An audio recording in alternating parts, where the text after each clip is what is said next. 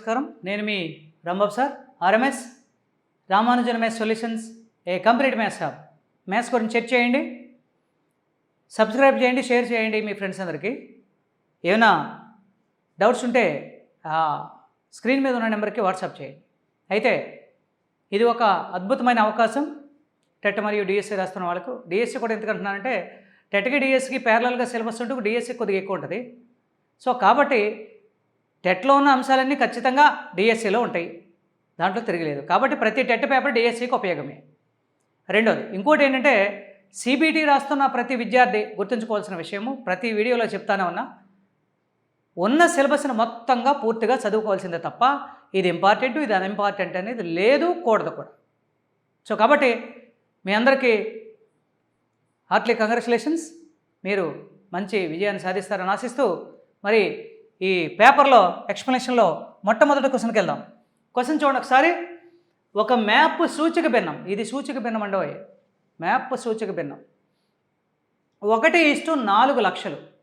దానిలో 2 పట్టణాల మధ్య దూరము 12 సెంటీమీటర్లు అయితే వాటి మధ్య నిజ దూరం ఎంత అన్నాడు.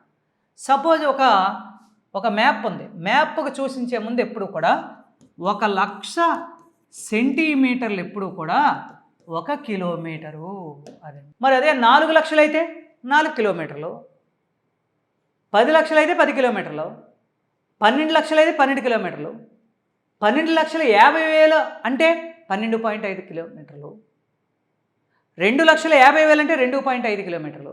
సో కాబట్టి ఇదిగో ఇది సూచిక భిన్నంలో ఉన్న వర్డ్ని ఎలా ఉపయోగిస్తాం. అలాగే సూచిక భిన్నం అంటే అర్థం ఏంటంటే నిజ దూరాన్ని ఒక ప్రామాణిక కాలానికి సరిచేసి ఒక మ్యాప్ సంక్షిప్తంగా తీసుకురావటమే సూచిక భిన్నం లక్ష్యం అండి.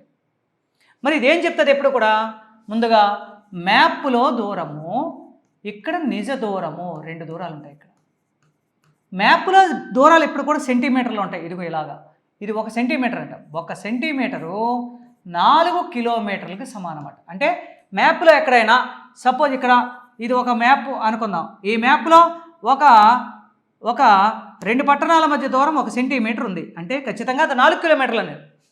ఎక్కడ 1 సెంటీమీటర్ తీసుకున్నా సరే అది 4 కిలోమీటర్లతో సమానము.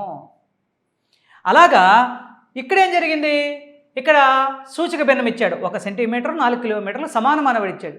అలాగే 2 పట్టణాల మధ్య దూరము ఎప్పుడు కూడా మ్యాప్లో దూరం ఎక్కడ ఉంటుంది, నిజ దూరం ఎక్కడ ఉంటుంది. 2 పట్టణాల మధ్య దూరం ఎంతండి, 12 సెంటీమీటర్లు అయితే ఆ పట్టణాల మధ్య నిజ దూరము ఎంత, x = then x = so anti opposite డయాగ్నల్ని మల్టిప్లై చేస్తాం. 4 × 12/1 4 12 48 కిలోమీటర్లు. అది ఒకవేళ కొన్ని సందర్భాల్లో ఇదే మ్యాప్ ఇదే నిజ దూరము మ్యాప్ దూరం ఇలా ఇచ్చి 4 కిలోమీటర్లు అయితే వాడు ఏమంటాయంటే 2 పట్టణాల మధ్య నిజ దూరము 64 కిలోమీటర్లు అయితే మ్యాప్లో దూరం ఎంత, x = 1 × 64/4 అనగా 16 సెంటీమీటర్లు అవుతుంది. ఎందుకంటే మ్యాప్లో సెంటీమీటర్లు చూపిస్తాం, నిజ దూరాన్ని కిలోమీటర్లతో చూపిస్తాం. అలాగా ఇలా కూడా రాసుకోవచ్చు. నెక్స్ట్ 4784AB సరిగ్గా గమనించండి. ఏబిసి ఫార్మేట్లో కనుక ఏదైనా ఒక సంఖ్య ఉంటే, అంటే 3 సంఖ్యలు ఉంటే దాని పక్కన ఇంకో 3 సంఖ్యలు ఉండాలి, అనగా 6 అంకెల సంఖ్య. అలా గనక ఉంటే ఇది ఎల్లప్పుడూ 7, 11, 13 సరిగ్గా గమనించాలి అందరూ. అంటే 384 అంటే యాక్చువల్లీ 384 కాదు, 3,84,384 అనేది 7, 11, 13, 7, 11, 77, 7, 13, 91, 11, 11, 143, 7 × 11 × 13 1001ల చేత ఎల్లప్పుడూ నిశ్శేషంగా భాగించబడుతుంది. మరి ఇప్పుడు ఇక్కడ ఇది ఉందని నేను ఎలా చెప్పగలుగుతున్నానంటే ఇది 11 7 11ల చేత అన్నాడు. ఖచ్చితంగా ఈ పక్కన దాని పక్కన అదే నెంబర్ ఉంటుంది. 478 చూసారు, ఆల్రెడీ 4కి 4, 8కి 8, 7కి 7, 4కి 4, ఏకి 7, బికి 8, ఆ రెండిట్లో మొత్తం a + b = 15. అదే చూసారు, సింపుల్ లాజిక్ అనమాట. నెక్స్ట్ ఇక్కడ మరలా ఎలాంటి ప్రశ్నలు వస్తాయని చెప్పాను.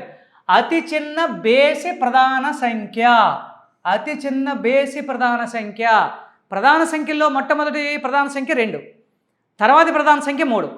సో ఆ 3 అనేది మొట్టమొదటి బేసి ప్రధాన సంఖ్య. 3 ఆప్షన్ ఎక్కడ ఉందంటే 3 దగ్గరే ఉంది. నెక్స్ట్ అతి చిన్న బేసి సంయుక్త సంఖ్య అండోయ్. సంయుక్త సంఖ్యలు ఎలా ఉంటాయి? సంయుక్త సంఖ్యలు 2, 4, 6, 8, 10, 12, 14, 16, 18, 20. కంగారు పడకండి, ఇవన్నీ సరి సంఖ్యలు. కానీ 2 తప్పిస్తే మాత్రం అవి సరి సంయుక్త సంఖ్యలు. అందుకే అతి చిన్న సంయుక్త సంఖ్య 4. అతి చిన్న సంయుక్త సంఖ్య 4. సో అతి చిన్న బేసి సంయుక్త సంఖ్య 9. అదిగో ఆప్షన్ 2.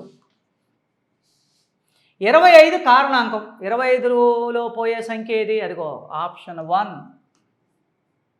నెక్స్ట్ 7 యొక్క పూర్వాంకము. పూర్వాంకం అంటే ఒక సంఖ్యకి ముందున్న సంఖ్య పూర్వాంకము, తర్వాతి సంఖ్య ఉత్తరాంకము. ఉత్తరాంకం అన్నా ఉత్తరగామి అన్న ఒకటే. ఇక్కడ ఏమన్నాడు? 7 యొక్క పూర్వాంకము 6 అండి. ఇదిగో 6. సో ఇక్కడ 5వ option. Therefore A3, B2, C1, D5. ఆన్సర్లు చూసుకుని వచ్చింది. ఇలాంటి లెక్కలు మీకు ఎక్కువగానే వస్తాయి. తర్వాత మోడల్ పేపర్లు ఇంకా ఎక్కువ ఉంటాయి. ఒక హాస్టల్లోని విద్యార్థులకు రోజుకు 80 లీటర్ల పాలు అవసరమట. ఒక చిన్న విషయం మీకు ఒక చిన్న లాజిక్ చెప్పిన తర్వాత అక్కడికి వెళ్దాం. ఇప్పుడు మా ఇంట్లో 4 సభ్యులు ఉన్నాం. 4కి 2 లీటర్ల పాలు అవసరమవుతుంది. 4కి రోజుకి. అంటే ఒక్కొక్కరికి ఎంత? మొత్తం లీటర్లు ఎంత ఖర్చు అవుతుంది బై సంఖ్య. 1/లీటర్ అండి. లేదు, ఇంకా మోడల్కి వెళ్దాం. ఇప్పుడు సపోజ్ ఒక చోట 12 మంది విద్యార్థులు ఉన్నారు. ఒక్కొక్కరికి 1/3 లీటర్ల పాలు అవసరం. 12 మంది ఉన్నారు, ఒక్కొక్కరికి ఇచ్చాను. మొత్తం కావాలంటే మల్టిప్లై చేయాల్సిందే. 12 × 1/2 4 లీటర్లు అవుతుంది. ఎందుకంటే 1/3 1 లీటర్లో 3 ఉంటాయి. సో అలాంటి 4 3 12 సరిపోయింది. మరి ఇప్పుడు మొత్తం కన్జంప్షన్ ఎంతండి? 80 లీటర్లు. 80 డివైడెడ్ బై ఒక్కొక్కరికి ఎన్ని లీటర్లు ఇస్తున్నారు? 1/3. మొత్తం జనాభా వచ్చేస్తుంది. ఎందుకంటే 1 లీటర్ ఎంతమందికి పంచుతావు? 3కి. 2 లీటర్లు 6కి. 3 లీటర్లు 9 మందికి. ఏం చేస్తున్నావు తెలుసా? భాగిస్తున్నాం. దేర్ఫోర్ 80 డివైడెడ్ బైని డివైడెడ్ బై ఇంటుగా మార్చిన తర్వాత ఇది 3/1 అవుతుంది. 240 మందికి హాస్టల్లో అదిగో వాళ్ళు. Next question. L⁴ m³ n². ఇంకొక నెంబర్ ఏంటి? L⁴ m⁴ n⁴ ఇంకో నెంబర్ ఏంటి? L⁴ m³ అలాగే ఇంకొకటి ఏంటి? అంతే, అవి మొత్తం 3 ఉన్నాయి. వీటిలో కసాగు కావాలనుకుంటే ఎప్పుడు కూడా గుర్తుంచుకోండి, ఎల్లలో ఉన్న అతిపెద్ద సంఖ్య ఏదో ఘాతంలో రాసుకోండి. అది L6. m ఘాతాంకంలో ఏముంది? m⁴ ఇదిగో. మరి n⁴ మరి p ఒకటే ఉంది. p. సరే మీరు అనొచ్చు, సార్ p అన్ని చోట్ల లేదు కదా అని. అన్ని చోట్ల ఉన్నాయి, ఎక్కడ ఉన్నాయి, ఎలా మీకు అన్నీ అనవసరం. ప్రతి ఒక్క సంఖ్య వేయాలి, ప్రతి ఒక్క నెంబర్ అక్కడ వేయాలి, ప్రతి ఒక్క అక్షరం రాయాలి, వాటిలో గరిష్ట ఘాతాంకాలు వేయాలి. అదే కాదు సార్. సో ఆప్షన్ ఎక్కడ ఉందో వెతకండి. లేకపోతే ఆప్షన్ లేకపోతే దాని ఆన్సర్ పక్గా రాస్తాం మనం. m⁴ ఇది m⁴. ఆన్సర్ ఇది అవుతుంది. నెక్స్ట్ తర్వాత ఒక సంఖ్యలో 1/4వ వంతు అంటే 12లో 1/6వ వంతు అంటే అర్థమైంది తెలుసా? 12 × 1/6 అంటే అదొక విలువ 2 అని అర్థం.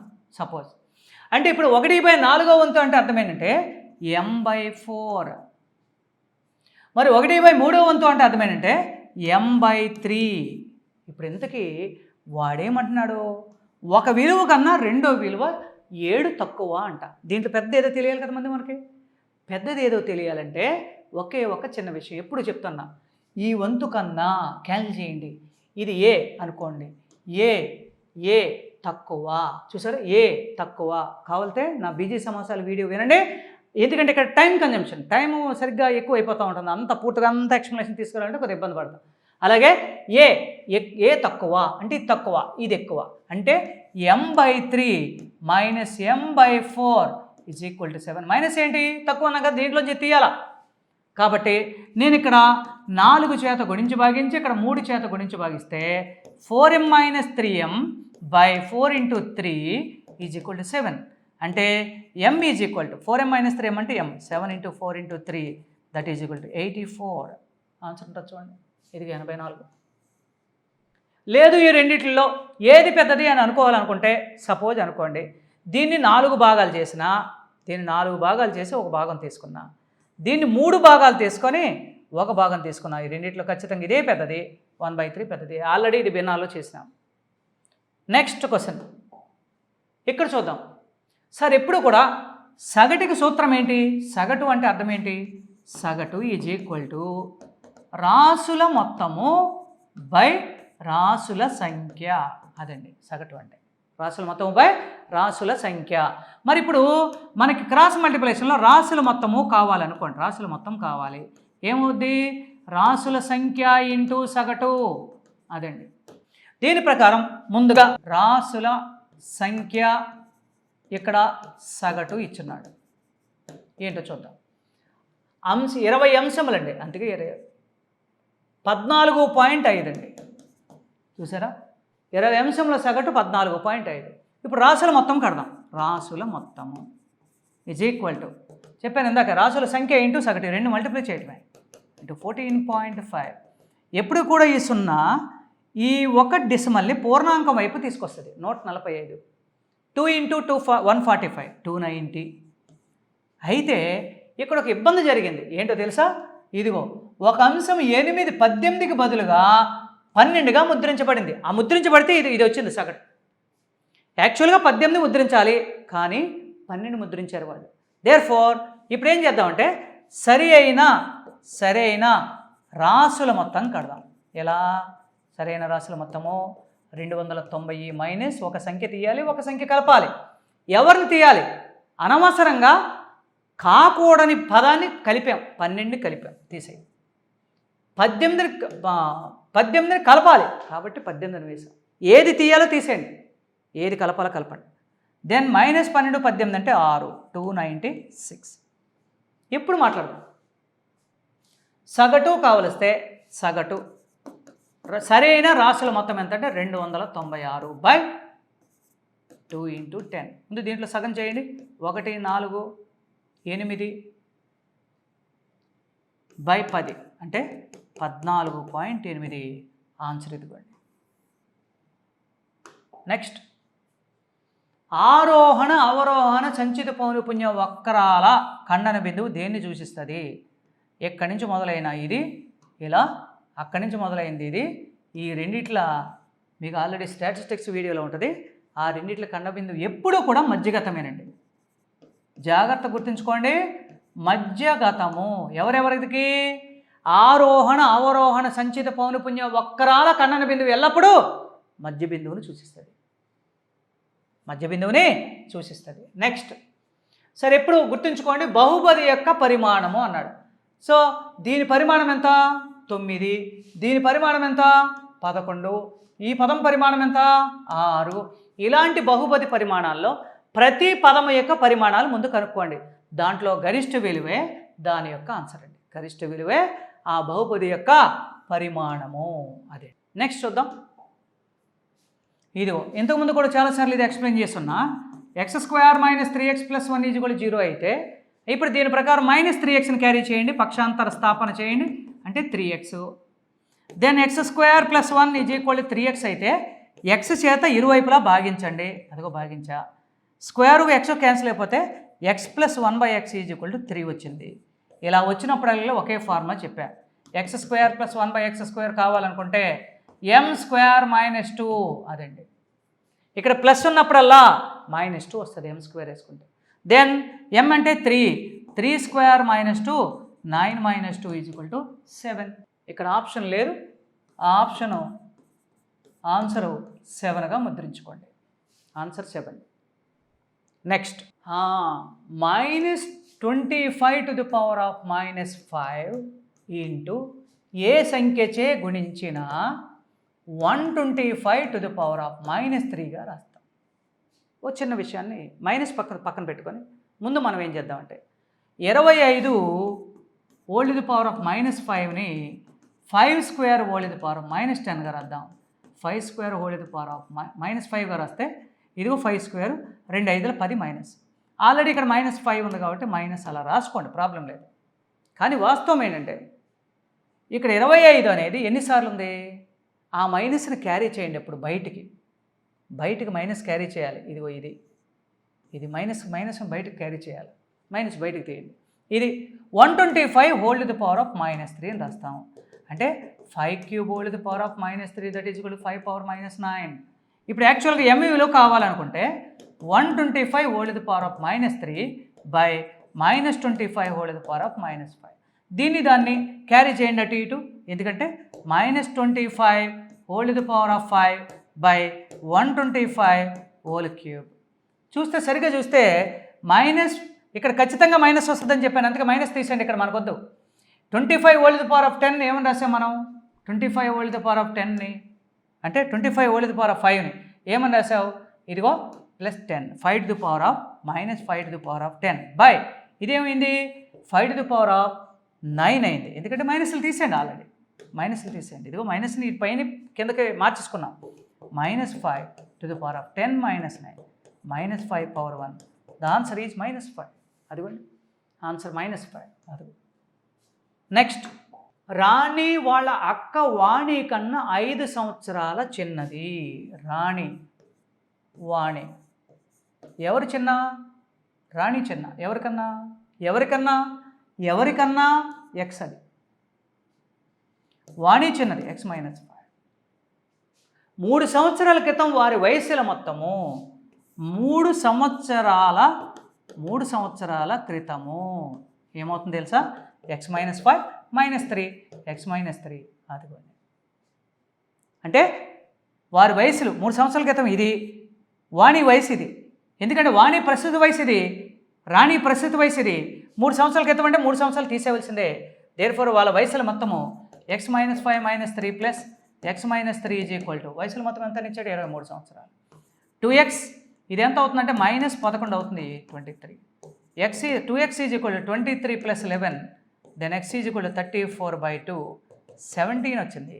17 ఏంటి, వాణి ప్రస్తుత వయసు. కానీ దీనికన్నా రాణి చిన్నది, 5 సంవత్సరాలు చిన్నది. 17లోంచి 5 తీస్తున్నా. ఇప్పుడు మాట్లాడదాం, రాణి ప్రస్తుత వయసు ఏది, ఇదిగో 12 సంవత్సరాలు వస్తుంది. రాణి ప్రస్తుత వయసు మీకు వస్తుంది. నెక్స్ట్, ఇక్కడ 2 భుజాలు మాత్రమే ఇచ్చినప్పుడు నిర్మించగలిగే త్రిభుజం. అసలు ముందుగా ఏ త్రిభుజాలకి ఎన్ని సాధారణ స్వతంత్ర కొలతలు కావాలి, ఏ త్రిభుజాలు. విషమబాహు త్రిభుజానికి 3 కొలతలు అవసరం, సమద్విబాహు త్రిభుజానికి 2 కొలతలు అవసరం, లంబకోణ త్రిభుజానికి 2 కొలతలు అవసరం, లంబకోణ సమద్విబాహు త్రిభుజానికి 1, సమబాహు త్రిభుజానికి 1. ఇది చాలా జాగ్రత్తగా నోట్స్లో రాసుకోండి. అయితే ఇప్పుడు క్వశ్చన్ ఏమంటే 2 త్రిభుజాలు ఇచ్చినప్పుడు మాత్రమే, అంటే సమద్విబాహు త్రిభుజానికి 2 భుజాలు ఇచ్చినప్పుడే, లంబకోణ త్రిభుజానికి కూడా 2 భుజాలు ఇచ్చినప్పుడే. కాబట్టి ఆన్సరు 1 మరియు 3 అవుతుంది. సరిగ్గా నోట్ చేసుకోండి నోట్స్లో ఇవన్నీ. నెక్స్ట్, అలాగే వృత్తాన్ని స్పర్శరేఖ అదిగో స్పర్శరేఖ స్పృశించే బిందువు నుండి కేంద్రానికి గీసిన సరళరేఖ లేదా ఒక రేఖ మరియు స్పర్శరేఖల మధ్య కోణం ఎప్పుడు కూడా 90 డిగ్రీలు ఉంటుంది. ఆప్షన్ అది. నెక్స్ట్, సమాంతర చతుర్భుజ భుజాల మధ్య బిందువులు కలపగా ఏర్పడు చతుర్భుజము. భుజాల మధ్య బిందువులు కలపగా ఏమేమి ఏర్పడతాయో చూద్దాం. సరే, ఇక్కడ మొట్టమొదటిగా చతురస్రాన్ని గనక ఎప్పుడైనా భుజాల మధ్య బిందువులు కలిపితే చతురస్రం వస్తుంది. సమాంతర చతుర్భుజానికి కూడా సమాంతర చతుర్భుజమే వస్తుంది. చతుర్భుజానికి కూడా సమాంతర చతుర్భుజం వస్తుంది.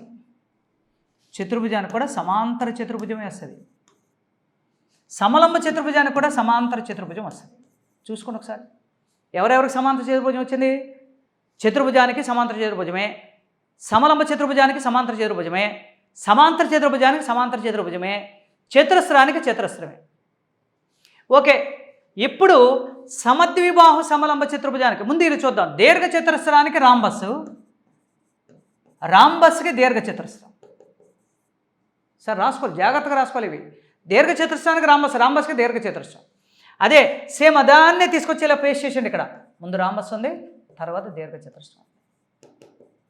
సమద్విబాహు సమలంబ చతుర్భుజానికి రాంబస్సు, గాలిపటానికి దీర్ఘ చతురస్రం. ఈ రెండు ఎలా ఉన్నాయో యాజ్ ఇట్ ఈజ్గా రెండు కూడా అలాగే ఉంటాయి.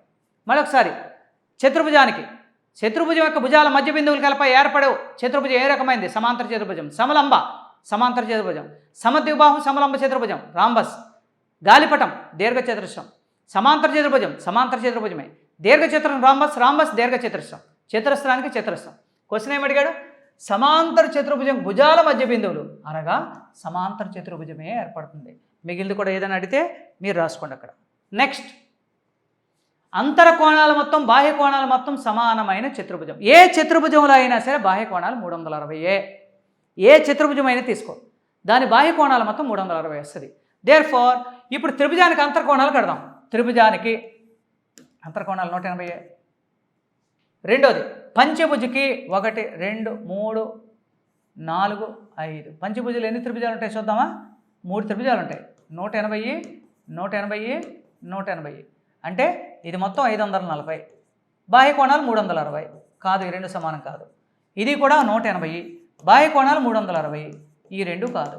నెక్స్ట్ షడ్భుజి, షడ్భుజి 2 3 4 5 6. ఒక త్రిభుజం, రెండవది, మూడవది, నాలుగవది.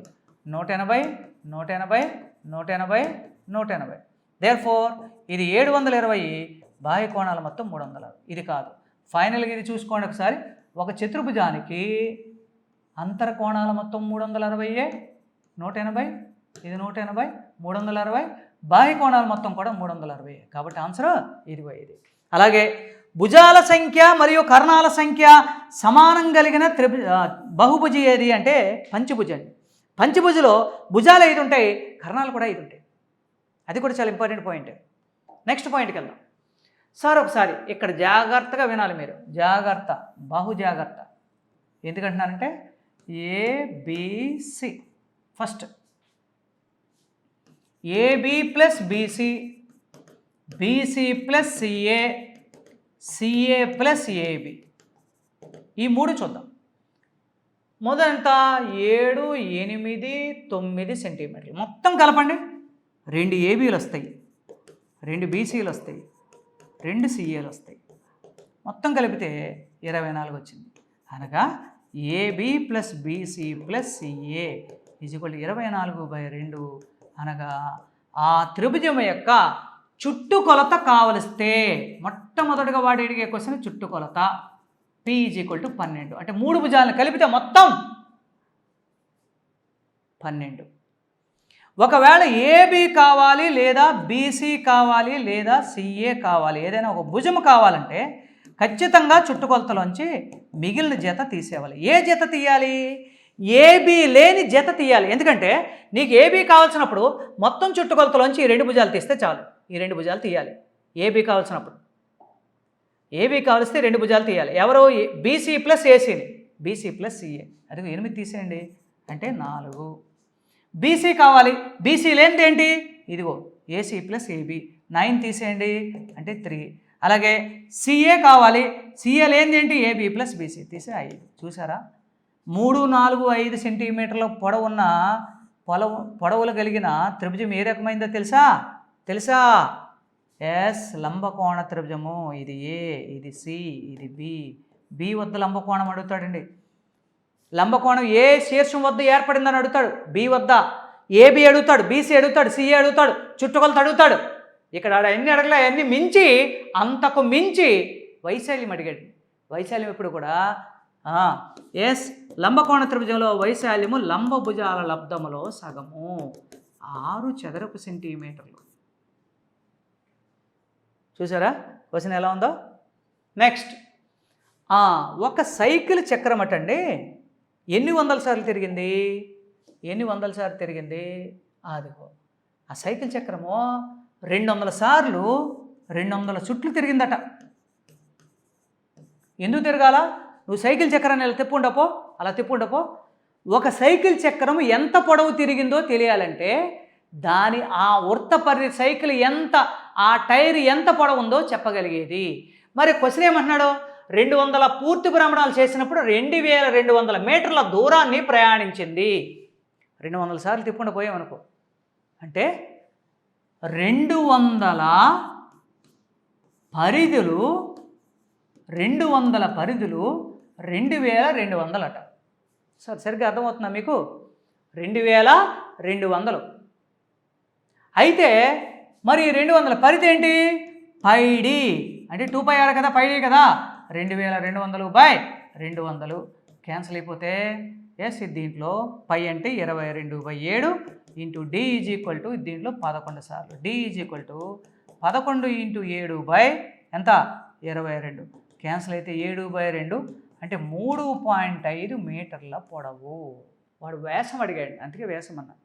అయితే సైకిల్ చక్రం అంతా పొడవు ఉండదు కాబట్టి ఇంక వేరేది ఏమని అనుకోండి, ఒక పెద్ద టైర్ అనుకోండి, దాన్ని అలా అనుకోండి. దానికి వచ్చిన ఆన్సర్ లాగా అది. నెక్స్ట్, ఒక చతురస్రం యొక్క 2 కర్ణాల మొత్తం. ఏంటి చతురస్రం అనుకుంటే గొప్ప లక్షణం ఏముందంటే, చతురస్రంలో కర్ణాల మొత్తాలు సమానము, కర్ణాల పొడవులు సమానము. చతురస్రంలో ఈ కర్ణం ఎంత ఉంటుందో ఈ కర్ణము కూడా అంతే. Therefore 2d is equal to 36√2, then d is equal to 36√2/2, d is equal to 18√2. ఇది d అండి. ఇది మొత్తాన్ని ఇక్కడ కర్ణము 18√2, కానీ కర్ణము ఖచ్చితంగా √2 అంత ఉంటుంది కాబట్టి ఇది 18, ఇది 18, ఇది 18, ఇది 18. మీరు చూస్తున్నారా? ఇది 18√2 అయితే ఇది 18 అండి. √2 వంతు ఉంటుంది కాబట్టి ఇది 18 అయితే ఆయన ఏమడిగాడు? చుట్టుకొలతాడు. 4×18 72 సెంటీమీటర్లు. నెక్స్ట్, ఒక దీర్ఘకణాకారపు ట్యాంకు పరిమాణం 15 లీటర్లు, దాని పొడవు 30 సెంటీమీటర్లు, వెడల్పు ఎత్తులు 5.4. సార్, పొడవు ఇంటూ వెడల్పు ఇంటూ ఎత్తు ఈజ్ ఈక్వల్ టు ఘన పరిమాణం. పొడవు ఆల్రెడీ అక్కడ 30 సెంటీమీటర్లు ఇచ్చున్నాడు, వెడల్పు 5 ఎంఎల్ ఇచ్చున్నాడు, ఎత్తు 4 ఎంస్ ఇచ్చున్నాడు, 15 లీటర్లు ఇచ్చున్నాడు. Okay, 30 into 5 into 4 into m² is equal to 15 into లీటర్లోకి మార్చాలంటే 1000 ఘనపు సెంటీమీటర్లు. m² ఈజ్ ఈక్వల్ టు 15ని రాసేటప్పుడు 3 ఇంటూ 5, 10ని రాసేటప్పుడు 2 into 5 into 10 into 10 by 30 into 5 into 4గా రాయండి. 30 ఎలా క్యాన్సిల్ అవుద్ది? ఇది మొత్తం క్యాన్సిల్ అయిపోయింది. దాన్ని 5 క్యాన్సిల్ అయింది. m ఈజ్ ఈక్వల్ టు √100/4 అంటే 10/2 అంటే m విలువ ఎంత వచ్చింది మనకి? 5. దీని ప్రకారం వెడల్పు b is equal to 5 into 5 25 సెంటీమీటర్లు, ఎత్తు 4 ఇంటూ 5 20 సెంటీమీటర్లు. ఇవ్వండి కొలతలు. అంటే 25, 20. అదిగోండి, వాడు ఏమైతే అడిగిండో అదే క్వశ్చన్ మీకు ఆన్సర్లో ఉన్నాయి. నెక్స్ట్, ఒక సమాంతర చతుర్భుజం యొక్క చుట్టుకొలత, దాని ఆసన్న భుజాలను. చుట్టుకొలత, సమాంతర చతుర్భుజం యొక్క చుట్టుకొలత ఎప్పుడు కూడా దాని ఆసన్న భుజాలు అంటే b1 b1, b2 b2. ఏమైంది చుట్టుకొలత? 2 of b1 plus b2 is equal to చుట్టుకొలత అనమాట. 2 ఆఫ్ b1 ప్లస్ b2 ఎంత? 84 అన్నా. b1 ఎంత? 4m ప్లస్ b2 ఎంత? 3m. Then 2 into 7m is equal to, ఇక్కడ 7 ఉందంటే అక్కడ 7 ఉన్నట్లే, 14 సార్లు, 12 సార్లు అనుకోండి. Then m is equal to 7 into 2 into 6/7 into 2 cancel అయిపోతే m విలువ 6. దేర్ఫోర్ దాని కొలతలు, ఇది 4 ఇంటూ 6, ఇది 3 ఇంటూ 6 అంటే 24, ఇది 18. 24 సెంటీమీటర్లు 18 సెంటీమీటర్లు ఉన్న విలువ చూడండి, అదిగో అది. నెక్స్ట్ క్వశ్చన్ చూడండి. 21 సెంటీమీటర్లు 14 సెంటీమీటర్లు వ్యాసార్థాలు కలిగిన కంకణ వైశాల్యము pi into r+r into r - r is equal to 22/7 R plus R అంటే 21 + 14 ఆర్ మైనస్ ఆర్ అంటే 21 - 14 22/7 × 35 × 7 క్యాన్సిల్ అయిపోతాయి 11 × 2 × 35 11 × 2 అని రాస్తున్నా 1170లో 770 చదరపు సెంటీమీటర్. కానీ నా లెసన్ కనుక చూసిన వాళ్ళు నా లెసన్ చూసి ఇది వినేవాళ్ళు ఇది చూసేవాళ్ళు నా లెసన్లో ఉన్న వీడియోలు కనుక చూస్తే ఆల్రెడీ వాళ్ళు 21 సెంటీమీటర్లు ఉండేటప్పుడు దాని వైశాల్యం గురించి తెలుసు అందరికీను. ఆలోచించి చెప్పండి 1386. అదే 14 సెంటీమీటర్లు ఉన్నప్పుడు 616 తీసేయండి 770. దాని ఆన్సర్ డైరెక్ట్గా ఎన్ని క్యాలిక్యులేషన్స్ లేకుండా మీకు వస్తాయి. అంటే సమయాభావం వల్ల ఇలాంటివన్నీ మీకు చెప్పలేకపోతున్నాం. కావలసి మీరు వీడియోలో అవసరమైతేనే చూడండి, అవసరమైతేనే ఆ వీడియో పర్చేజ్ చేయండి. ఒక సమద్విబాహు త్రిభుజం యొక్క చుట్టుకొలత. ఒక సమద్విబాహు త్రిభుజం యొక్క చుట్టుకొలత అంటే మొత్తం ఈ రెండు సమాన భుజాలు అలాగే ఇది భూమి అలా అయినప్పుడు ఇది ఒక లంబ సమద్విఖండన రేఖ. ఓకే, ఇప్పుడు దీని ప్రకారము భూమి ఎంత అన్నాడు? ఎస్, భూమి 12 సెంటీమీటర్లు అంటే ఇది 12 అంటే ఖచ్చితంగా ఇది ఎంత అవుతుంది? ఈ ముక్క ఎంత అవుతుంది? 6. ఇది కూడా 6. మరి మొత్తం 32 అయితే మొత్తం చుట్టుకొలత 32 అయితే a + 12 = 32 అయితే 2a = 32 - 12 అయితే a = 20/2 అయితే 10. అంటే ఇది 10 ఇది 10. మీరు సరిగ్గా గమనిస్తే ఇక వీటి గురించి మనం ఆలోచించక్కర్లేదండి. ఎందుకో తెలుసా? ఇదిగో ఇది 6 ఇది 10 అయితే లంబకోణ త్రిభుజం యొక్క లంబభుజాల్లో లంబ త్రికాలలో 6, 8, 10 అనేది ఒక త్రికం. కాబట్టి దీని వైశాల్యం కడితే చాలు 1/2 6 × 8 ప్లస్ 1/2 × 6 × 8. చూస్తే దీంట్లో 3 సార్లు ఇది 24 ఇది 24 టోటల్గా 48 చదరపు సెంటీమీటర్లు. ఇది మొన్నే టీఆర్టీలో ఇచ్చిన క్వశ్చన్ అండి. 48 చదరపు సెంటీమీటర్లు. ఆన్సర్ ఎక్కడ ఉందో చూసుకోండి. ఇది నెక్స్ట్ లాస్ట్ క్వశ్చన్ చూడండి. ఎదురెదురు భుజాల మధ్య లంబ దూరాలు సమానమైన చతుర్భుజము. ఇక్కడ చూడండి, ఎదురెదురు భుజాల మధ్య లంబ దూరాలు సమానం అవ్వాలి. ఇది సమాంతర చతుర్భుజం అండి. ఇది 6 ఇది 6 ఇది 4 ఇది 4 అనుకోండి. ఎందుకంటే వీటి మధ్య ఎదురెదురు భుజాలు సమాంతరం. ఇక్కడ సమానంగా ఉండదు, ఇక్కడ సమానంగా ఉండవు, ఇక్కడ ఉండవు. నెక్స్ట్ దీర్ఘచతురస్రం చూడండి. దీర్ఘచతురస్రంలో కూడా ఇవి కూడా సమానంగా లేవు. నెక్స్ట్ అదే రాంబస్లో ఎదురెదురు భుజాల పొడవులు సమానం అవుతాయి ఇక్కడ. ఎందుకంటే అన్ని భుజాల పొడవులు సమానం కదా, కాబట్టి రాంబస్ ఆన్సర్. అలాగే చతురస్రంలో కూడా ఎదురెదురు భుజాల పొడవులు సమానం అవుతాయి. ఇక్కడ కూడా లంబ దూరాలు సమానం అవుతాయి. వాటి మధ్య లంబ దూరాలు ఎక్కడెక్కడ సమానం అవుతాయి? రాంబస్లో సమానం అవుతాయి, అలాగే చతురస్రంలో కూడా సమానం అవుతాయి. ఆన్సర్ అదిగే. సో కాబట్టి ఈ వీడియో నచ్చినట్టయితే ప్లీజ్ సబ్స్క్రైబ్ చేయండి, ముందు షేర్ చేయండి అందరికీ. మీ ఉపయోగపడుతుంది మీ స్టూడెంట్స్ అందరికీ. మీ రాంబాబు సార్. Thank you.